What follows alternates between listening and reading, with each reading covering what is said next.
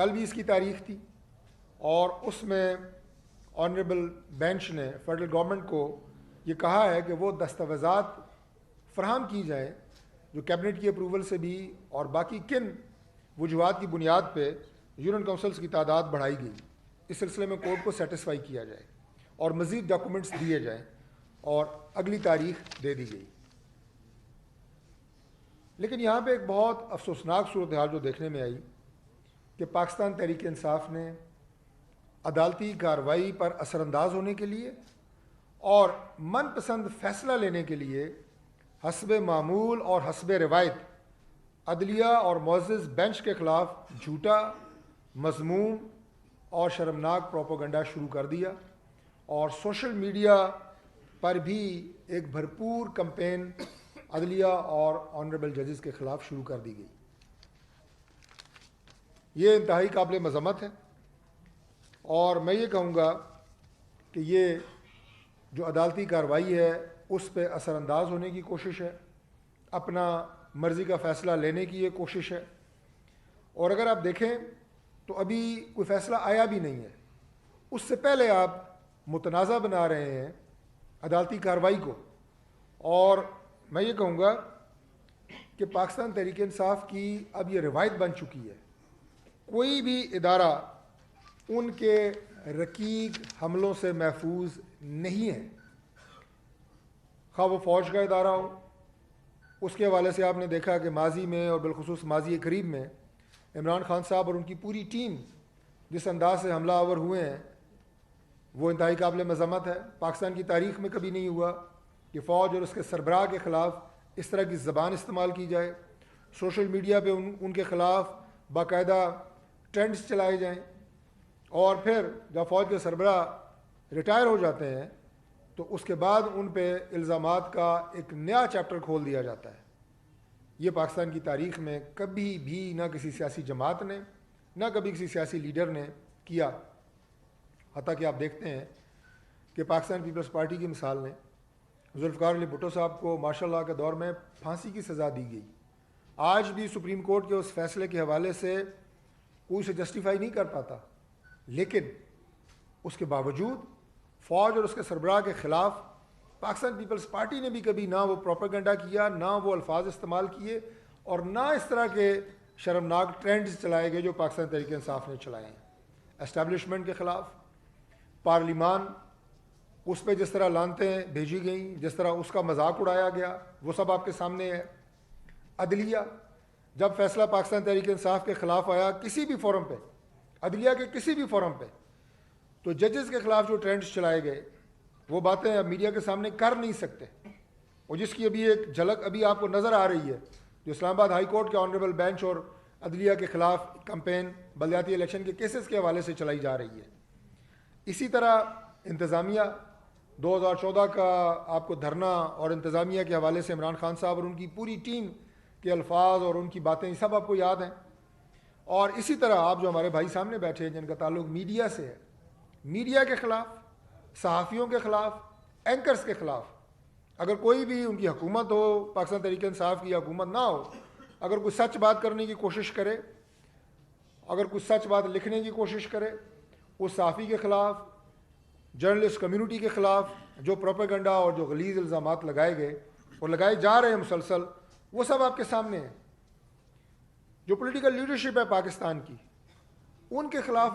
جو باتیں کی گئیں، جو نازیبا الفاظ استعمال کیے گئے، وہ آپ کے سامنے ہیں۔ 2014 سے عمران خان صاحب اور ان کی پوری ٹیم، میں یہ کہوں گا کہ جس طرح پاکستان میں اخلاقیات کی دھجیاں اڑا رہے ہیں،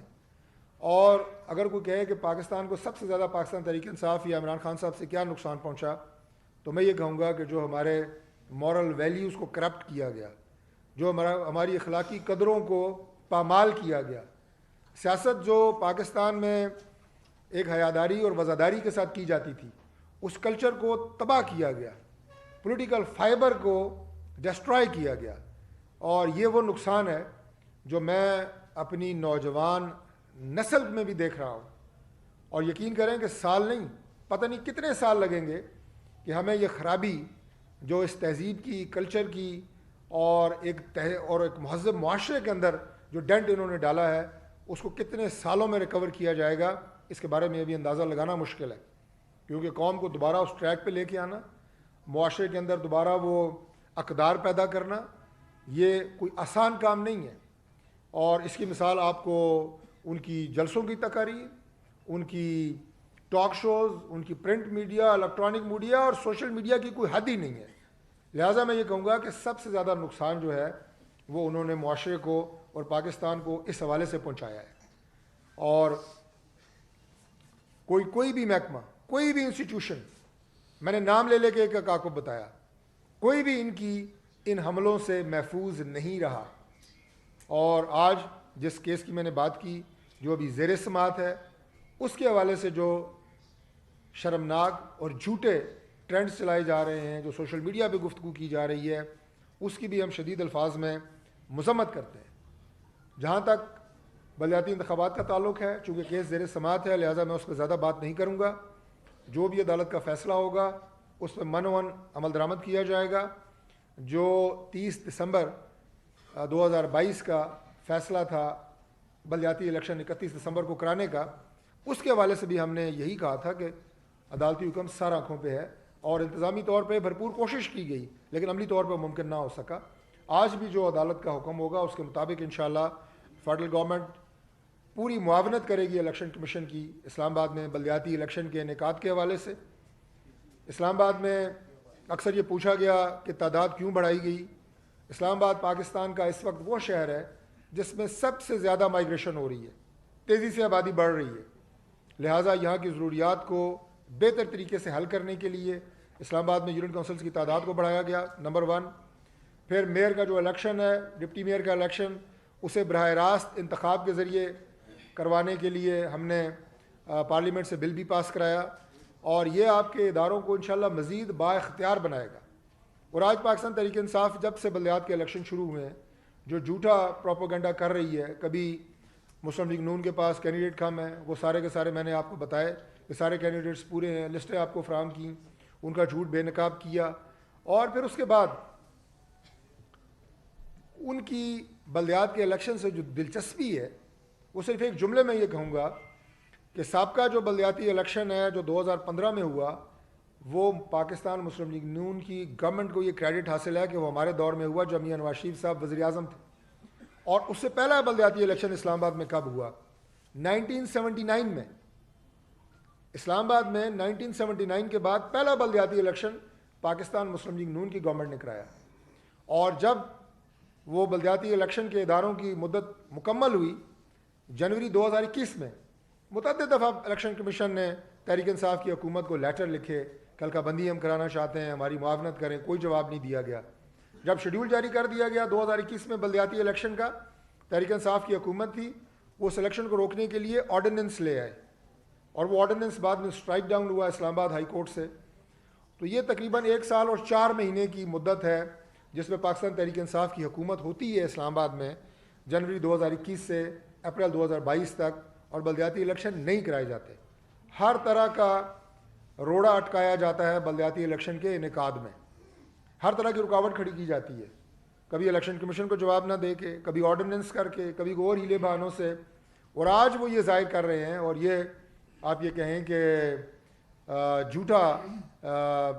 پروپیگنڈا کر رہے ہیں کہ ہم تو بلدیاتی الیکشن کے بہت حق میں ہیں۔ دوسری دلیل سنیں کہ جب 2018 میں پنجاب میں پاکستان تحریک انصاف کی حکومت قائم ہوتی ہے، وہاں پہ بلدیاتی ادارے موجود تھے، بھرپور طریقے سے کام کر رہے تھے، ضلع کونسل کے چیئرمین موجود تھے، میونسپل کارپوریشنوں کے چیئرمین موجود تھے، تحصیل کمیٹیز کے جو ہمارے کارپوریشنز ہیں، میٹروپولیٹن کارپوریشنز کے میئر موجود تھے پورے پنجاب میں۔ وہ سارے کے سارے ادارے پاکستان تحریک انصاف نے فوری طور پہ معطل کر دیے جیسے ہی اپنی حکومت بنی 2018 میں۔ پنجاب گورنمنٹ نے معطل کیے، یہ تمام چیئرمین حضرات اور یہ تمام بلدیاتی نمائندے سپریم کورٹ آف پاکستان چلے گئے۔ سپریم کورٹ آف پاکستان نے ان اداروں کو بحال کر دیا، اور بحال ہونے کے باوجود پاکستان تحریک انصاف کی حکومت نے نہ انہیں کام کرنے دیا، نہ انہیں دفتروں میں بیٹھنے دیا۔ سپریم کورٹ کا آرڈر موجود ہے۔ اس کے بعد توہین عدالت میں یہ گئے سپریم کورٹ میں، دوبارہ آرڈر ہوا کہ ان اداروں کو کام کرنے دیا جائے، انہیں دفاتر دیے جائیں، لیکن اس پہ بالکل عمل درآمد نہیں ہوا۔ یہ ان کی محبت ہے بلدیاتی اداروں کے ساتھ، بلدیاتی نمائندوں کے ساتھ. آج کے پی کے میں الیکشن کے بعد جو بلدیاتی ادارے موجود ہیں، آپ میں سے بھائیوں کا کافی کا تعلق اسے ان کے پی کے سے ہوگا، ورنہ ہم سب کی دوستیاں وہاں موجود ہیں. پتہ کریں کیا کوئی اختیار وہاں پہ ان کو دیا گیا ہے؟ کیا ان اداروں کو کوئی فعال بنایا گیا ہے؟ بالکل بھی نہیں. ہم اسلام آباد کے بلدیاتی اداروں کے حوالے سے سب کو دعوت دیتے ہیں، تحریک انصاف کو بھی دعوت دیتے ہیں، دیگر سیاسی جماعتوں کو دعوت دیتے ہیں کہ آئیں اپنی رائے دیں. ہم ان اداروں کو اور اسلام آباد کو بالخصوص میں یہ عرض کر رہا ہوں کہ ہم اسے مکمل با اختیار بنائیں گے. اسلام آباد کا میئر وہ ہوگا جو اسلام آباد میں انشاءاللہ آپ کو پتہ لگے گا کہ وہ ایک با اختیار میئر ہے. جو ہمارے چیئرمین حضرات ہوں گے با اختیار ہوں گے. اور ہمارے اسلام آباد کی ڈائنامکس ویسے بھی پورے پاکستان کی شہروں سے مختلف ہے. ہمارے اسلام آباد کا جو دیہی علاقہ ہے اس کے بنیادی مسائل آج بھی جوں کہ توں ہیں. بنیادی ان کے جو ایشوز ہیں وہ آج بھی حل طلب ہیں. اسلام آباد کے شہری علاقے جو ہیں پاکستان کے جدید ترین علاقوں میں شمار ہوتے ہیں. ان کے وہ مسائل نہیں ہیں. تو ہم اس پہ بھی غور کر رہے ہیں کہ اپنے دیہی علاقے کے مسائل کو تیزی کے ساتھ ان کے ڈور سٹیپ کے اوپر حل کرنے کے حوالے سے کیا اقدامات اٹھائے جائیں، اس کے اوپر ہم بھرپور ایک کمپریہنسو پلان لے کے آ رہے ہیں. اور انشاءاللہ اسلام آباد میں بلدیاتی الیکشن کے بعد جو ہماری یہاں پہ میونسپل کارپوریشن بنے گی وہ پورے پاکستان میں انشاءاللہ تعالیٰ ایک ماڈل ہوگی. یہ ہماری کمٹمنٹ ہے اسلام آباد کے شہریوں کے ساتھ، اسلام آباد کے رہائشیوں کے ساتھ، کیونکہ یہ شہر جو ہے پورے پاکستان سے، ہمارے چاروں صوبوں سے، گلگت بلتستان، آزاد کشمیر، وہاں سے تمام آئے ہوئے باشندوں کا ایک ایسا گلدستہ ہے جس کی مثال پورے پاکستان میں کہیں نہیں ملتی. اور یہاں کے مسائل بھی بہت ہیں. اس دن اسلام آباد ہائی کورٹ کے آنریبل چیف جسٹس صاحب نے بھی اس کے بارے میں ریمارکس دیے کہ اسلام آباد کے مسائل آج بھی حل طلب ہیں. ہم انہی بنیادوں کے اوپر ہم کوشش کر رہے ہیں. اور میں اس کمٹمنٹ کے ساتھ بلدیاتی الیکشنز کو انشاءاللہ عدالتی حکم کے مطابق منوان جس انداز سے حکم دیا جائے گا کرائے جائیں گے. انشاءاللہ مکمل معاونت الیکشن کمیشن آف پاکستان کو فیڈرل گورنمنٹ کی طرف سے فراہم کی جائے گی. لیکن تحریک انصاف کے اس جھوٹے، منفی، مذموم، گمراہ کن پروپیگنڈے کو میں دوبارہ کنڈیم کرتا ہوں جو انہوں نے اسلام آباد ہائی کورٹ کے آنریبل ججز اور بینچ کے خلاف شروع کی ہوئی ہے. آپ کو اپنی ہار نظر آ رہی ہے. آپ کو میں نے تو اس دن بھی کہا تھا، میں نے کہا گھوڑا بھی حاضر ہے، میدان بھی حاضر ہے، الیکشن ہوگا، آپ کو پتہ لگ جائے گا کس جماعت کی کتنی مقبولیت ہے. آپ نے اپنے 4 سالہ دور میں کوئی ایک پروجیکٹ اسلام آباد میں اگر کوئی کیا ہو وہ سامنے لے کے آئیں. ظاہر الیکشن کمپین میں جب آپ جائیں گے تو سامنے لے کے آئیں گے. ہم لوگوں کو بتائیں گے کہ ہمارے میٹروپولیٹن کارپوریشن کے 5 سالہ دور میں کیا ہوا، اور جو ہمارا 2013 سے لے کے 18 تک کا دور تھا اس میں اسلام آباد میں کتنے میگا پروجیکٹس ہوئے، ہم بھی لوگوں کو بتائیں گے. باقی اگر آپ کے دل میں، تحریک انصاف کے دل میں اگر یہ کوئی خام خیالی ہے کہ عمران خان صاحب کے جھوٹ اور منفی سیاست کے بل بوتے پہ لوگ آپ کو ووٹ دیں گے تو وہ بھی اب ایکسپوز ہو چکی ہے. وہ بھی اب اس کا بھی سحر لوگوں کے دلوں میں جو آپ سمجھتے ہیں موجود ہے وہ بالکل بھی نہیں ہے. عمران خان صاحب کا سیاسی چیپٹر کلوز ہو چکا ہے. پاکستان تحریک انصاف کی حکومت پاکستان میں اب دوبارہ بننے والی نہیں ہے، اور اس کی بنیاد وہ نقصان ہے جو آپ نے پاکستان کو پہنچایا. آج پاکستان کے ایک ایک فرد، ایک ایک شہری اس بات سے آگاہ ہے کہ جب آپ گورنمنٹ میں تھے اس سے پہلے آپ نے وعدے کیا کیے تھے جن کی بنیاد پہ آپ 2018 میں الیکشن میں آئے، اور اس کے بعد آپ نے ان وعدوں کی تکمیل کے لیے آپ نے کیا کیا، سوائے جھوٹ کے، سوائے الزام تراشیوں کے، سوائے دوسروں کو گالیاں دینے کے آپ کے پاس پاکستان کے عوام کو دینے کے لیے کچھ نہیں ہے. اس سسٹم کو کرپٹ کرنا، اس سسٹم کو پاکستان کو غیر فعال کرنا، اداروں کو تباہ کرنا، یہ آپ کے کریڈٹ میں ضرور ہے. اور اس بل بوتے کے اوپر اگر آپ سمجھتے ہیں کہ دوبارہ آپ الیکشن میں آئیں گے اور جیت جائیں گے تو یہ آپ کی خام خیالی ہو سکتی ہے. ایسا ممکن نہیں ہے. آج یعنی کوئی بھی شخص جو پاکستان سے محبت کرتا ہو، اور ہم سب کرتے ہیں اللہ تعالیٰ کے فضل سے، یہ ملک ہمیں اپنی جان سے زیادہ عزیز ہے، خدا نخواستہ ڈیفالٹ کرنے کی باتیں، اور بڑی خوشی سے کہہ رہی ہیں پاکستان تو بہت جلد ڈیفالٹ کرنے والا ہے. پاکستان کبھی ڈیفالٹ نہیں کرے گا انشاءاللہ تعالیٰ. اور آج میں آپ کو مبارکباد دیتا ہوں کہ جنیوا میں جو ایک کامیاب ڈونرز کانفرنس ہوئی ہے اور پاکستان میں کو $9 ارب ملنے کی جو خوشخبری قوم کو ملی ہے، اس سے آج ہمارے جو سیاسی مخالفین ہیں یقیناً ان کی نیندیں اڑ گئی ہوں گی. حالانکہ میں نے کہا کہ پاکستان سے محبت کرنے والا کوئی بھی شخص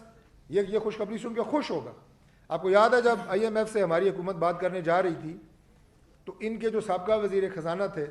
وہ پنجاب کے اور KPK کے وزیر خزانہ کو فون کر کے کیا احکامات دے رہے تھے, کیا مشورے دے رہے تھے کہ آپ براہ راست IMF کو لکھیں کہ ہم دونوں صوبے فیڈرل گورنمنٹ کے ساتھ تعاون کرنے کے لیے تیار نہیں ہیں تاکہ IMF کی ڈیل فیل ہو. بھائی IMF کی ڈیل کوئی وزیر اعظم شہباز شریف کی, کوئی ہمارے کسی کیبنٹ منسٹر کی کوئی ذاتی ڈیل تو نہیں ہے, پاکستان کی ڈیل ہے, پاکستان کو آگے لے کے جانے کی ڈیل ہے, پاکستان کو ان اندھیروں سے نکالنے کی ڈیل ہے جس میں آپ نے اپنے 4 سالہ دور میں پاکستان کو دھکیلا ہے, معاشی طور پہ پاکستان کو آپ نے تباہ کیا 4 سال میں. اس سے نکالنے کے لیے IMF سے بات ہو رہی ہے اور اس کو بھی ناکام کرنے کے لیے آپ سازش کر رہے ہیں. صرف ایک کا میں نے ذکر کیا, اگر باقی میں آپ کو بات کروں کہ کیا کیا سازشیں انہوں نے پاکستان کے خلاف کی نقصان پہنچانے کے لیے. بھائی آپ کی لڑائی اگر سیاسی جماعتوں سے ہے تو سیاسی میدان میں لڑیں, ملک کو کیوں داؤ پہ لگاتے ہیں, ملک کی سالمیت, ملک کی معاشی ترقی کو کیوں داؤ پہ لگاتے ہیں. لیکن انہوں نے کوئی پرواہ نہیں کی. اور آج اللہ تعالیٰ کے فضل سے ہم اپنے تمام عالمی پارٹنرز کا شکریہ ادا کرتے ہیں کہ پرائم منسٹر شہباز شریف صاحب کی سربراہی میں جتنے ہمارے اتحادی پارٹیز ہیں ان کے الائیز وہ سارے وہاں پہ اس کانفرنس میں شریک ہوئے اور یہ اچھی خبر پاکستان کو سننے کو ملی. اور انشاءاللہ تعالیٰ آئندہ آنے والے دنوں میں ہم پورا یقین رکھتے ہیں کہ ملک انشاءاللہ آگے بڑھے گا, ملک ترقی کرے گا, الیکشن پاکستان میں اپنے وقت پہ ہوں گے, اسمبلی اپنی آئینی مدت پورا کرے گی, اور جو پاکستان تحریک انصاف کو تھوڑا بہت خیال ہے کہ شاید ان کی کوئی چند % مقبولیت رہ گئی ہے انشاءاللہ وہ بھی ختم ہو جائے گی. بہت شکریہ اور آپ سب کی تشریف آوری کا اور آپ سب کا ٹائم دینے کے لیے میں ایک دفعہ پھر آپ کا بہت شکر گزار. صاحب ابھی آپ نے فرمایا کہ آج مبارکباد کا دن ہے کہ پاکستان ایک بڑی مشکل سے نکل گیا, تو ابھی تک کی تفصیلات تو جو سامنے آئی ہیں اس میں یہ ہے کہ یہ جو 8.57 ارب ڈالر جو ابھی کل ہمیں ڈونرز کانفرنس میں ملے ہیں, اس میں Asian development bank, Islamic development bank اور دوسرے بینکوں کی طرف سے جو اماؤنٹ دی جا رہی ہے, یعنی بڑی اماؤنٹ جو ہے وہ قرضہ ہے. تو 4 سال پچھلی گورنمنٹ نے قرضہ لے کے عوام کو سبسڈیز دی تو آج ملک دلدل میں دھنسا ہوا تھا, تو آج کا جو قرضہ ہم لے رہے ہیں بینک سے یہ واپس کرنا پڑے گا, تو سال بعد ہمیں پھر اسی سچویشن کا سامنا ہوگا. تو اس میں مبارکباد والی تو کوئی سچویشن بنتی نہیں ہے. دیکھیں میں نے آپ کو جو بات کی ہے کہ معاشی طور پہ ملک کی جو صورتحال ہے وہ اب سب کے سامنے ہے, اور جو ہماری مخالف سیاسی پارٹیاں ہیں وہ ہماری مخالفت میں ملک کو ڈیفالٹ ہوتا ہوا دیکھنے پہ راضی ہیں کہ حکومت ان کی ہے, پاکستان ڈیفالٹ کر جائے, حکومت کے سر یہ بات آئے, حکومت کے گلے پڑے. بھائی حکومت کے ذمہ آپ اور بہت ساری چیزیں ڈال سکتے ہیں, یہ تو ایک پولیٹیکل سیاسی جنگ ہوتی ہے, سیاسی جماعتوں میں چلتی رہتی ہے, لیکن آپ ملک کی ترقی, ملک کی سالمیت جیسے میں نے پہلے کہا, اور ملک کی معیشت کو تو داؤ پہ نہ لگائیں. میں نے آپ کو جو بات کی ہے کہ ملک میں جو اس وقت یہ خطرہ تھا کہ ہم نے اپنی ادائیگیاں کس طرح کرنی ہیں, آگے جو قسطیں آ رہی ہیں, جیسا کہ آپ نے کہا کہ تحریک انصاف کے دور میں جو ریکارڈ قرضے لیے گئے وہ ساورن گارنٹی کے ساتھ ہوتے ہیں نا. کوئی گورنمنٹ یہ تو نہیں کہہ سکتی کہ وہ پچھلے دور میں لیے گئے اور ہم نہیں اس کا قسط دے سکتے, وہ ہم نے دینی ہے. تو لہٰذا جب آپ ان چیزوں سے نکلتے ہیں, اسٹیبلٹی کی طرف جاتے ہیں, تو انشاءاللہ 1 سال کے بعد میں یقین سے کہتا ہوں کہ ملک میں صورتحال بہت بہتر ہوگی. اور ایک اور بات میں آپ کو عرض کرتا چلوں, ایک اور پوائنٹ اسی سے ریلیٹڈ ہے. دیکھیں پاکستان میں استحکام اسی وقت آ سکتا ہے کہ جب آپ کے ملک کے اندر پولیٹیکل اسٹیبلٹی ہو. جو لوگ بھی آپ کے ساتھ تجارت کرنے کے لیے, آپ کے ساتھ کام کرنے کے لیے, آپ کے ملک میں انویسٹمنٹ کرنے کے لیے آ رہے ہیں, اگر ان کو اس طرح کے بیانات روزانہ کی بنیادوں کے اوپر دیکھنے کو ملیں کہ آج ایک صوبے کی اسمبلی ٹوٹ رہی ہے, کل دوسرے اسمبلی کی صوبے ٹوٹ رہی ہے, ہم پنجاب کی توڑ رہے ہیں, ہم KPK کی توڑ رہے ہیں, جو ان کی آپس میں گفتگو ہے, سائفر نکلا ہے, اس کا جھوٹ آپ پکڑا گیا کہ وہ بھی ایک سازش تھی. تو اس طرح کے انریسٹ میں, اس طرح کی بے یقینی کی کیفیت میں جو آپ کے دوست اور ساتھی آپ کے ساتھ مل کے قدم سے قدم ملا کے چلنا چاہتے ہیں وہ بھی ہچکچاتے ہیں. تو میں نے یہ کہا کہ سیاسی جنگ تو سیاسی میدان میں ہوتی رہتی ہے, لیکن آج بھی ہم دعوت دیتے ہیں, ہمارے تمام لیڈرز یہ بات کرتے ہیں, میں بڑے اعتماد سے یہ بات کرتا ہوں اپنی پارٹی کے فورم کے اوپر کہ آئیں بیٹھے, قومی اسمبلی کا فورم موجود ہے, عمران خان صاحب آئے, ان کے ساری ساتھی ہیں, بیٹھیں, اگر کوئی بہتر ہو سکتا ہے, کوئی کام جس طرح ہم کر رہے ہیں اس میں بہتر ہو سکتا ہے, مشورہ دیں. شہباز شریف صاحب جب لیڈر آف اپوزیشن بنے تو سب سے پہلے انہوں نے کہا تھا کہ چارٹر آف اکانومی ہونا چاہیے، اور ہم پاکستان کو آگے بڑھانے کے لیے حکومت کا ساتھ دینے کے لیے تیار ہیں. حالانکہ اس وقت بہت زیادہ ریزرویشنز تھیں کہ ہم اسمبلی کا حصہ بنے کہ نہ بنے، اس کے باوجود ہم نے کہا کہ ملک کو آگے لے کے جانے کے لیے ہم ساتھ دینے کے لیے تیار ہیں، بیٹھنے کے لیے تیار ہیں. میرا خیال ہے کہ یہی وہ جذبہ ہے جو اس ملک کو بحرانوں سے نکال سکتا ہے، اور انشاءاللہ نکلے گا. صاحب یہ بتائیں کہ آپ نے کہا کہ جی آپ عدالت کا حکم ماننے کے لیے تیار ہیں. عدالت نے تو آپ کو پہلے دن ہی کہا تھا کہ 27 تاریخ جب آپ لوگوں نے خود جا کے الیکشن ملتوی کروائے اسلام آباد کے، پھر آپ نے انہوں نے کورٹ میں گئے، انہوں نے کہا الیکشن کروائے، اور آپ لوگوں نے کورٹ کے حکم میں امتناعی لے لیا، اور پہ بھی نہیں، آپ نے عدالت کا حکم نہیں مانا. تو آپ کیسے کہہ رہے ہیں آج بھی عدالت میں ہم الیکشن کروانے کے لیے تیار ہیں اسلام آباد کا؟ خیر تو وہی کہ بھائی آپ کی پارٹی کرتی ہے کیونکہ ابھی آپ نے بھی کہا کہ بات مان لے رہے، اسی طرح ابھی تک آپ منسٹر بھی رہے ہیں تو اسی کے ادارے کے ابھی تک آج تک ان کو تنخواہیں نہیں ملی ہے. تو یہ دیکھیں، جو بلدیاتی الیکشنز کے حوالے سے میں نے، میرا خیال ہے کہ آپ کو بہت تفصیل سے بتا دیا ہے، وہ دہرانا ہی ہوگا، سارے ساتھی اس کو سمجھ گئے ہوں گے، ریپیٹیشن ہی ہوگی کہ تاریخ وائز میں نے آپ کو بتایا ہے. اس میں حکم امتناعی کوئی بھی نہیں تھا، کوئی اسٹے آرڈر نہیں لیا گیا، نہ کسی فورم پہ اسٹے آرڈر دیا گیا ہے. وہ چند ٹیکنیکل ریزنز تھیں جس کی بنیاد کے اوپر الیکشن کمیشن آف پاکستان نے 27 دسمبر کو شیڈیول منسوخ کر کے بلدیاتی الیکشن کو ملتوی کر دیا تھا. اس کے بعد یہ عدالتی کارروائی آپ کے سامنے ہے، اور جن انتظامی ٹیکنیکلٹیز کی وجہ سے اور عملی طور پہ ممکن نہ ہونے کی وجہ سے وہ الیکشن 31 دسمبر کو نہ ہوا تھا، اور اسی حوالے سے ابھی جو ہے وہ کیس کی سماعت ہو رہی ہے، اور انشاءاللہ جو بھی آرڈر ہوگا ہائی کورٹ کا اس کے مطابق الیکشنز ہوں گے. جی شہزاد صاحب، آپ نے کہا کہ آپ کے دور میں بڑے کام ہوئے، ترقیاتی کام ہوئے، عمران خان صاحب نے کوئی کام نہیں کرایا. کیا وجہ ہے کہ آپ کے کاموں کی جو تشہیر ہے وہ اس طرح نہیں ہو سکی جس طرح عمران خان صاحب کی باتوں کی تشہیر ہوتی ہے؟ ایک تو یہ ہے، اس کا جواب دے دیں کہ آپ کا سوشل میڈیا کمزور ہے، آپ کے میڈیا سے تعلقات اچھے نہیں ہے، کیا ہے؟ دوسرا یہ بتا دیں کہ ایک اور یہاں پہ مسئلہ چل رہا ہے سرکاری ملازمین کے جو اضافی کمرے انہوں نے بنایا اس کے گرانے کے لیے اسٹیٹ آفس کا فیصلہ آیا، آپ کہاں پہ اس میں کیا موقف ہے آپ کی؟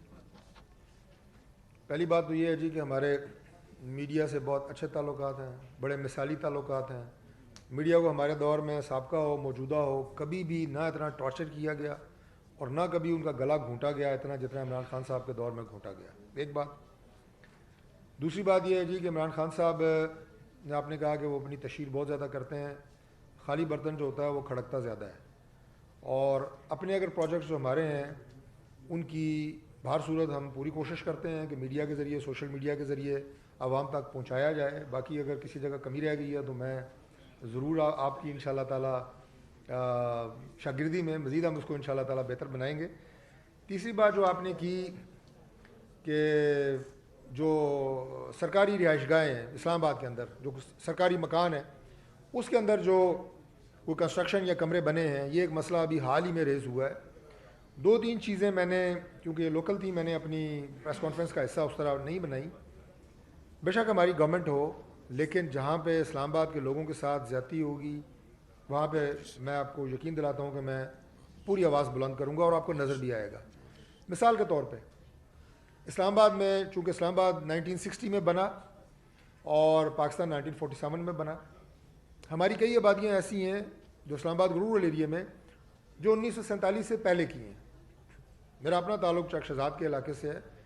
ہمارا وہاں پہ خاندان پاکستان بننے سے کئی 100 سال پہلے سے آباد ہے. پہلے ڈسٹرکٹ راولپنڈی ہوتا تھا، بعد میں اسلام آباد بن گیا. تو اسلام آباد بننے کے بعد بھی جتنی تعمیرات ہوئی ہیں اسلام آباد کے رورل ایریا میں، ان کے لیے سی ڈی اے کے پاس نقشہ پاس کرنے کی کوئی فیسلٹی نہیں ہے. کوئی ڈائریکٹریٹ یا کوئی سیکشن ایسا نہیں ہے سی ڈی اے کا جو اسلام آباد کے دیہی علاقے کے اندر نقشہ پاس کر سکے، چاہے وہ کمرشل بلڈنگ ہو، چاہے وہ رہائشی بلڈنگ ہو. ہاں، ایک بلڈنگ ایسی ہے کہ جس کا نقشہ سی ڈی اے نے پاس کیا ہے اسلام آباد کے رورل ایریا میں، اور وہ عمران خان صاحب کا گھر ہے. اس کے علاوہ ہمارے کوئی جو تقریباً 11-12 لاکھ 13 لاکھ 14 لاکھ اسلام آباد کی دیہی آبادی ہے، کسی ایک کا بھی نقشہ پاس نہیں ہے. ریکارڈ پہ کہہ رہا ہوں. تو جب آپ کا نقشہ پاس کرنے کی آپ کے پاس کوئی ڈائریکٹریٹ ہی نہیں ہے تو پھر آپ لوگوں کے آج پراپرٹیز کو جا کے سیل کیسے کر سکتے ہیں؟ اس کو اگر آپ نے کوئی آرگنائز کرنا ہے، میں سی ڈی اے کو کہہ رہا ہوں،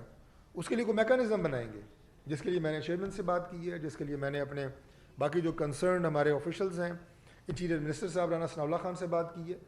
باقاعدہ ایک میکانزم کے ذریعے ان تعمیرات کو، ان آبادیوں کو فیسلٹیز دیں گے اور انہیں ریگولرائز ایک چینل سے کریں گے. اس طرح نہیں کہ جا کے انہیں سیل کریں اور انہیں جرمانے کریں. اس کا راستہ بھی میں نے روکا ہے. جو آپ نے سرکاری رہائش گاہوں کی بات کی ہے, اس کے اوپر اگر کسی نے کوئی انلیگل کنسٹرکشن کی ہوئی ہے, کوئی اپنی حد سے تجاوز کر کے کسی نے کنسٹرکشن کی ہے,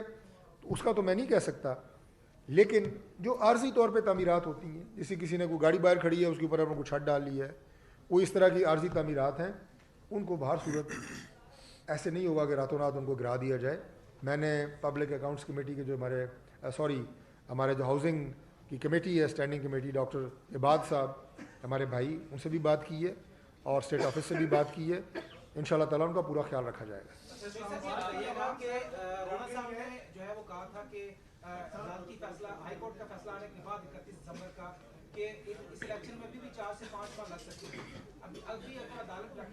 پریکٹس دیتی ہے تو کیا فوری طور پہ الیکشن ہوں گے, یا رانا صاحب کے اسٹینڈ پہ آپ رہیں گے کہ 4-5 ماہ؟ دیکھیں, عدالت کے اندر جو سب سے بڑا سوال ہے, جس میں بھی آخری ہماری پیشی بھی ہوئی ہے, وہ یہ ہے کہ کیا الیکشن 101 یونین کونسلس بھی کرائے جائیں, یا جو فیڈرل گورنمنٹ کا نوٹیفیکیشن جاری ہو چکا ہے جس میں یونین کونسلس کی تعداد کو بڑھایا گیا ہے, 125 کیا گیا ہے, اور وہ جو ہمارا اس وقت الیکشن ایکٹ ہے 2015, اس میں سیکشن 6 کے تحت یہ پریروگیٹو اور استحقاق فیڈرل گورنمنٹ کا ہے کہ وہ یونین کونسلس کی تعداد کا تعین کرے گی, اور اس کو الیکشن, اور ہائی کورٹ اس کو انڈورس کر چکی ہے اپنے سابقہ فیصلے میں, یہ فیڈرل گورنمنٹ نے ہی اس کا فیصلہ کرنا ہے. تو اگر 125 پہ الیکشن ہوتا ہے, اور انشاءاللہ مجھے امید ہے کہ 125 پہ ہی ہوگا, اس کے لیے نئی حلقہ بندیاں ہوں گی, اس کے لیے نیا شیڈول جاری ہوگا, اس میں 3 سے 4 ماہ جو مدت آپ نے کہی ہے وہ لگ سکتی ہے. اور اگر 101 پہ ہوتا ہے تو اس کے لیے تو الیکشن کمیشن نے کہا ہے کہ 8 سے 10 دن ایک ایک کر کے. جی مور صاحب, ان کے دور میں آٹا جو ہے وہ 80 روپے کلو تھا, آپ کی حکومت آتے ہی ابھی جو ہے نا وہ 180 روپے, 160 سے 180 روپے کلو ہو گیا. کہاں چلا گیا ہے؟ آپ کے دور حکومت میں ابھی اسپتالوں میں دوائی نہیں مل رہی ہے. ان چوروں کے آپ بقول آپ کے ان چوروں نے سارا کچھ لے گئے ہیں, ان کے دور میں بتاؤں گا, جواب دیتا ہوں. آپ کے دور میں نہیں ملی ہے, آپ ووٹ کیسے لینے جائیں گے؟ دیکھیں, جہاں تک تعلق ہے,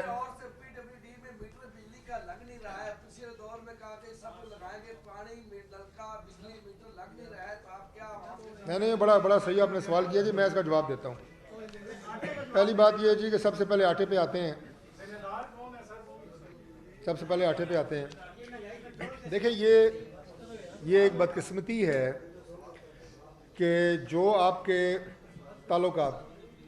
میں سیاسی تعلقات کی بات نہیں کر رہا, میں بات کر رہا ہوں ایڈمنسٹریٹو ریلیشن شپ فیڈرل گورنمنٹ اور پروونشل گورنمنٹس میں. پاکستان کی تاریخ میں کبھی اس پہ آنچ نہیں آئی, کیونکہ ملک کو چلانا ہے نا. آج ہم نے کہا جی, میں مثال دے رہا ہوں کہ مارکیٹس جو ہے بند ہونی چاہیے, جلدی بند ہونی چاہیے, توانائی بچے گی, ملک میں بجلی بچے گی, ملک میں پیسے کی بچت ہوگی. پنجاب نے KPK نے کہا کہ ہم نہیں مانتے. یہ جو معاملات میں آپ کو کر رہا ہوں کہ سیاست بے شک اپنی جگہ پہ ہے, مختلف سیاسی جماعتوں کی حکومت ہے مرکز میں اور صوبوں میں, لیکن ایڈمنسٹریٹو میٹرز جو ہیں اس میں یہ تعلقات ہمیشہ بحال رہتے ہیں اور ایک دوسرے کے ساتھ تعاون کیا جاتا ہے, کیونکہ ملک کو آگے چلانا ہے. اب اسی طرح یہ آٹے والا معاملہ ہے, جب تک مرکز اور صوبوں کے اندر یہ تعلقات جو ہیں, یہ ایک گڈ ورکنگ ریلیشن شپ یہ نہیں ہوتی, اس وقت معاملات خراب ہوتے ہیں. اب آپ نے کہا کہ وجوہات کیا ہیں, آٹا پاکستان سے سمگل ہو رہا ہے, آٹے کی قیمت پاکستان سے باہر پاکستان سے زیادہ لوگوں کو مل رہی ہے, اس سمگلنگ کو روکنا ہے, اس کے لیے صوبے آپ کے ساتھ چاہیے, وہ آپ کی وفاقی مشینری کے ساتھ تعاون کرنا چاہیے انہیں. اسی طرح آٹے کی ترسیل ہے, وہ آپ کی فیڈرل گورنمنٹ کے اندر, تو آپ کو پتہ ہے یہاں پہ کتنی زمینداری ہوتی ہے, یہاں پہ آٹے نے آنا ہے, کس ریٹ پہ آنا ہے, صوبوں نے گندم کا ریٹ کیا دینا ہے, کیسے اس کو کنٹرول کرنا ہے, یہ سارے وہ معاملات ہیں. لیکن اسلام آباد میں جو آٹے کی شارٹیج ہے اس کے لیے میں عرض کر دیتا ہوں کہ ہم نے سبسڈائزڈ ریٹس کے اوپر اسلام آباد کے تمام علاقوں میں, چاہے وہ شہری ہیں چاہے وہ دیہاتی ہیں, وہاں پہ مراکز قائم کیے ہیں جو ہماری اسلام آباد انتظامیہ کے زیر نگران کنٹرول ریٹ کے اوپر وہاں پہ ہم آٹا فراہم کر رہے ہیں. اور اس کے ساتھ میں نے انتظامیہ کو یہ بھی کہا ہے کہ یہ جو مختلف ہمارے سیل پوائنٹس ٹرکس کی شکل میں ہوتے ہیں, جو ٹرک جا کے سیل پوائنٹ پہ آٹا ڈیلیور کرتا ہے اور لائن لگا کے لوگ آٹا لیتے ہیں, میں نے ان سے گزارش کی ہے اور انہیں ہدایت کی ہے کہ اس کو بھی ختم کیا جائے. جو دکاندار حضرات ہیں مختلف بازاروں میں، پورے اسلام آباد کی بات کر رہا ہوں، ضلع کی بات کر رہا ہوں، انہیں یہ ذمہ داری دی جائے اور یہ آٹا انہیں فراہم کیا جائے تاکہ معمول کے مطابق ہمارے اسلام آباد کے رہائشی وہاں سے کنٹرول ریٹ پہ جو گورنمنٹ نے تعین کیا ہے سبسڈائز ریٹ، اس پہ وہ آٹا وہاں سے فراہم کر سکیں. ہم دن رات اس پہ کوشاں ہیں، انشاءاللہ اس کو زیادہ سے زیادہ فیسیلیٹیٹ کر رہے ہیں. میرے بھائی نے جو غوری ٹون کی بات کی، آج بھی میری صبح میٹنگ ہوئی ہے جی ایم سوئی گیس سے. یہ خوشخبری میں آپ کو دے سکتا ہوں کہ ہم نے اپنی فیڈرل گورنمنٹ سے 2013 سے لے کے 18 کے درمیان جتنے ڈائریکٹیو جاری ہوئے ہیں، جتنے ہمارے جاب نمبرز جاری ہوئے ہیں، سوئی گیس کی پہلے بات کر رہا ہوں، ان پہ کام کرنے کے احکامات جاری کروا دیے ہیں. تو اسلام آباد میں وہ جو مکمل بین تھا نا کہ اب لائن ہی نہیں بچ سکتی، سوئی گیس آگے چل ہی نہیں سکتی، تو وہ ہم نے کھلوا دی ہے. جہاں جہاں سوئی گیس کی پائپ لائنوں کی ضرورت ہوگی اس پہ سے بین ختم ہو گیا. اور اس کے بعد جو میٹرز کے اوپر پابندی ہے وہ دو طرح کی ہے. ایک پابندی سوئی گیس کے میٹرز اور بجلی کے میٹر جو ہیں ان پہ کچھ کورٹس کے فیصلے تھے، وہ بھی اب اتنے آپ یہ کہیں کہ ڈائریکٹ ان کو معطل نہیں کر رہے، وہ ڈائریکٹ ان کو متاثر نہیں کر رہے. ایک کیبنٹ کا فیصلہ تھا، وہ فیصلہ بھی ہم نے انڈو کیا ہے. اور اب یہ جو مختلف ڈائریکشنز سی ڈی او کو دی جاتی رہیں اسٹینڈنگ کمیٹیز سے، پبلک اکاؤنٹس کمیٹیز سے، کہ آپ جو انلیگل ہاؤسنگ سوسائٹیز ہیں، جو آپ نے ایک نام لیا غوری ٹاؤن کا، اور اس طرح کوئی لسٹیں سی ڈی اے نے کوئی 150-200 سوسائٹیز کی بنائی ہوئی ہیں، ان پہ سی ڈی اے کے سارے میں نے بتایا 150-200 سوسائٹیز کی لسٹیں بنی ہوئی ہیں سی ڈی اے کے پاس، اور وہ کہہ رہے ہیں جناب کہ یہ انلیگل ہاؤسنگ سوسائٹیز ہیں. اب اگین میں آپ کو یہ بات کر رہا ہوں کہ اس پہ میں نے یہ کیس پہلے بھی لڑا تھا، اب بھی لڑ رہا ہوں. جس جگہ کسی بھی آبادی نے اپنے ساتھ ٹاؤن لگایا ہے، بے شک میں دوبارہ کہہ رہا ہوں کہ پاکستان بننے سے پہلے کی آبادی ہے. مثال دے سکتا ہوں آپ کو، یہ برما ٹاؤن ہے اور اقبال ٹاؤن ہے اور کئی ایسے علاقے ہیں، صرف ٹاؤن لکھا ہوا ہے، وہ سارے انہوں نے انلیگل ہاؤسنگ سوسائٹیز ڈکلیئر کی ہوئی ہیں، جو کہ بالکل غلط ہے. سی ڈی اے نہیں کی ہیں لیکن غلط کی ہیں. ہم کابینہ سے پرائم منسٹر ڈائریکٹیو کے ذریعے انشاءاللہ تعالی بہت جلد اسلام آباد میں جو میٹرز کی انسٹالیشن پہ پابندی ہے اس کو بھی ختم کر رہے ہیں انشاءاللہ. تو ڈسکریمنیشن ختم. بہت شکریہ، تھینک یو ویری مچ. شکریہ جی.